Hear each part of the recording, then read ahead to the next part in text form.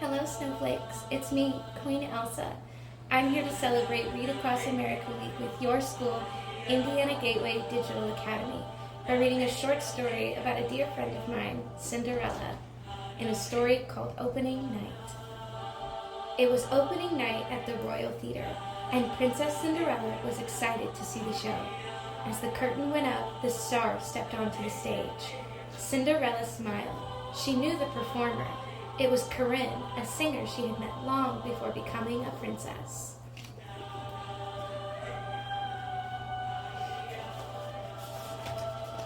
Years before, Cinderella's stepmother, Lady Tremaine, had hosted a gathering at her chateau where girls could learn how to play an instrument and take singing lessons. Lessons sounded boring to Lady Tremaine's two daughters, Drizella and Anastasia, but Cinderella thought it was a wonderful idea.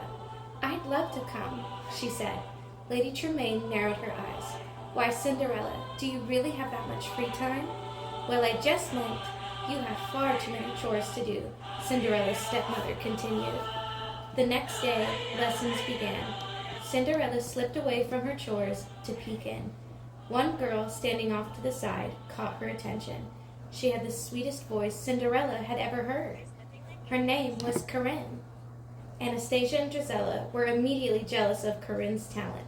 "You're not special," hissed Drizella. "Your voice is so quiet, no one can even hear you."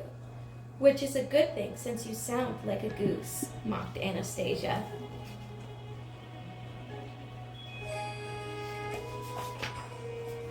Later that evening, Lady Tremaine said, "Anastasia, you must do something about your flute playing. Work harder, dear."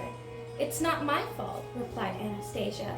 "I always play the right notes, but my flute plays something else. I think it's broken." "I see," said Lady Tremaine. "I'll have Cinderella pick up a new one for you." But at the music shop the next morning, the shopkeeper couldn't find anything wrong with Anastasia's flute. "Even so, Anastasia needs a new one," Cinderella explained. The man handed Cinderella a new flute and asked what she planned to do with the old one. "I don't think anyone will mind if I keep it," she answered. Cinderella had hoped to learn how to play the flute. She wanted to make music for her animal friends.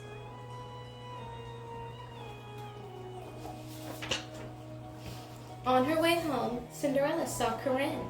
"You sing beautifully," Cinderella said. "Do you really think so?" asked Corinne. "Anastasia said I sounded like a goose." "That's not true," Cinderella exclaimed. "Your voice is as sweet as a songbird's. I have an idea." It was time for Corinne to see herself how good she was. First, Cinderella had Corinne sing for the shopkeeper at the music store. Corinne, feeling a little shy, sang softly for him. "Charming," said the shopkeeper. The two friends then went to the bakery. This time, Corinne sang more confidently. The baker clapped, sending up clouds of flour dust. At the perfumery, Corinne's voice was strong and full of energy. "Superb," cooed a patron. "You're so very talented." Corinne was delighted.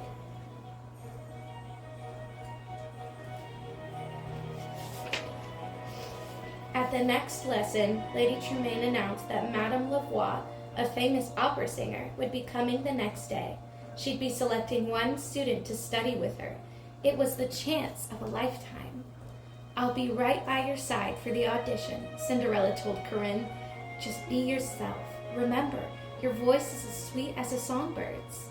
"Thank you," said Corinne. "You know, I really do think I have a chance."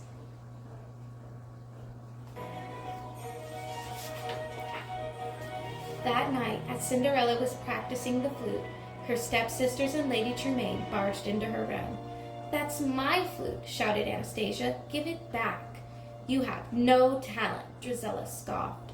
Lady Tremaine was furious. "You can't be trusted, Cinderella. You are forbidden from being anywhere near the salon tomorrow. I want you to be outdoors gathering firewood." "But I've already collected enough for winter," said Cinderella. "Then you will gather enough for 2 winters." When Corinne arrived at the salon the next day, she missed Cinderella. "You can't sing," sneered Drizella as Anastasia cackled. When it was Corinne's turn to audition for Madame Lavoie, she opened her mouth to sing, but nothing came out.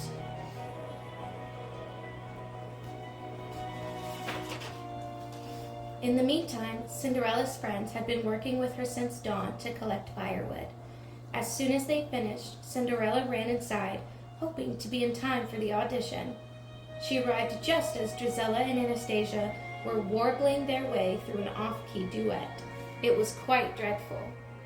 Madame Lavoie headed for her carriage. She hadn't found anyone who could be her student. Corinne told Cinderella what had happened. "It's not too late," said Cinderella. "If you believe in yourself, you can do anything."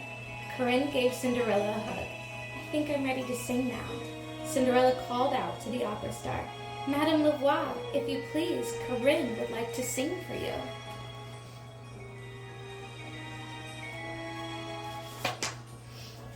Corinne stood right in front of Madame Lavoie and sang in a voice that was as sweet as a songbird's. "I have found a most talented student," Madame Lavoie announced. "I predict Corinne will be a great star one day." Everyone applauded except Drizella and Anastasia. That night, Gus and Jacques brought Cinderella a surprise. "The flute," she gasped. "Oh, thank you." Cinderella promised she'd practice as much as possible so she could play a song for all of her friends.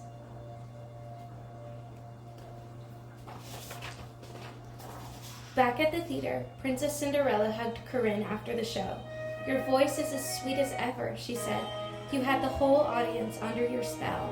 "Thank you," Corinne said. "I couldn't have done it without you, Princess." Suddenly, a young performer ran up to Corinne. "I did it," she said. "I sang out loud." "I heard you," said Corinne. "Your voice is as sweet as a songbird's." Princess Cinderella couldn't help smiling. Thank you so much for coming to join me for this story today. I hope you have a wonderful time celebrating Read Across America Week.